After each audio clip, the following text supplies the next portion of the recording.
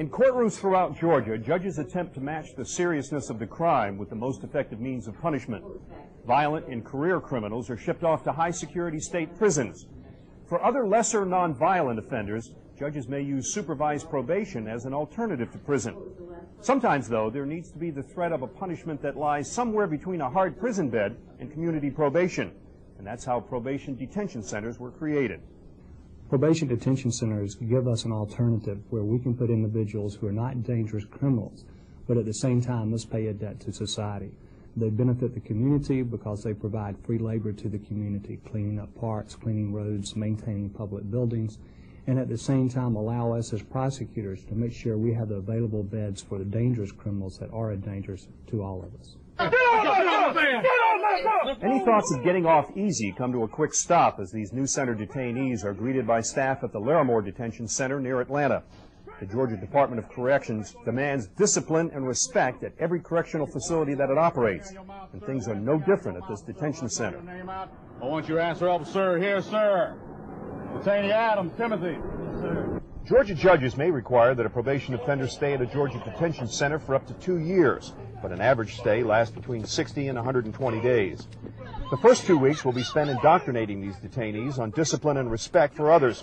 After that, it's a daily regimen of hard work on projects for local communities, followed by programs designed to treat other contributing factors to their criminality, like substance abuse and illiteracy.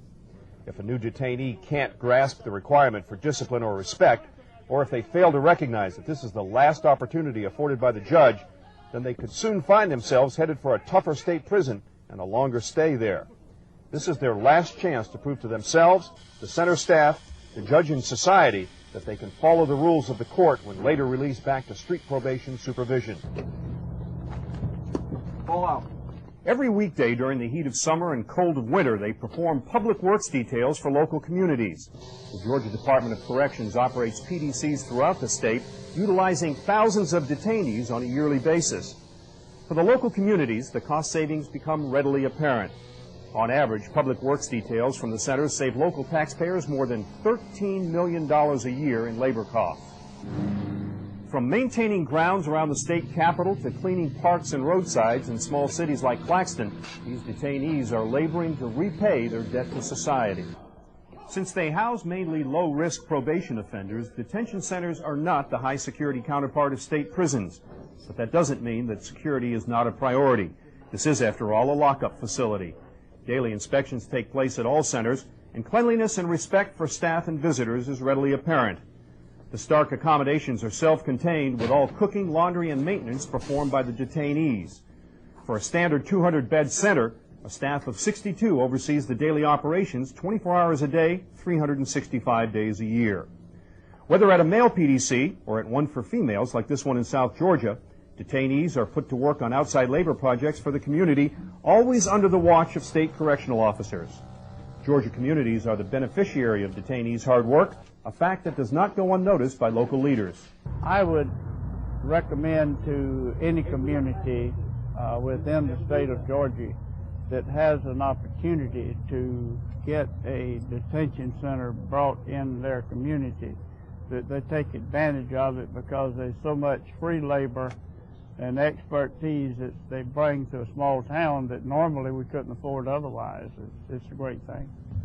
Georgia PDCs are well appreciated by the communities that they serve. The primary goal of a PDC, however, is to provide the state's judges with a punishment option that not only fits the crime, but also fosters positive change in the offender. Still, local communities value the jobs that PDCs provide for their citizens and the free detainee labor that helps to keep taxes low.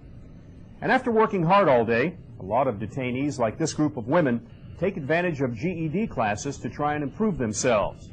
At all of the centers, mandatory classes are held teaching everything from substance abuse and family violence to job interviewing skills. This group of detainees has reached its discharge date, approved by their judge to return to probation supervision. They march out of the center's fence and, with a mix of encouragement and warning, are told to report back to their probation officers. Okay. Stay out of trouble.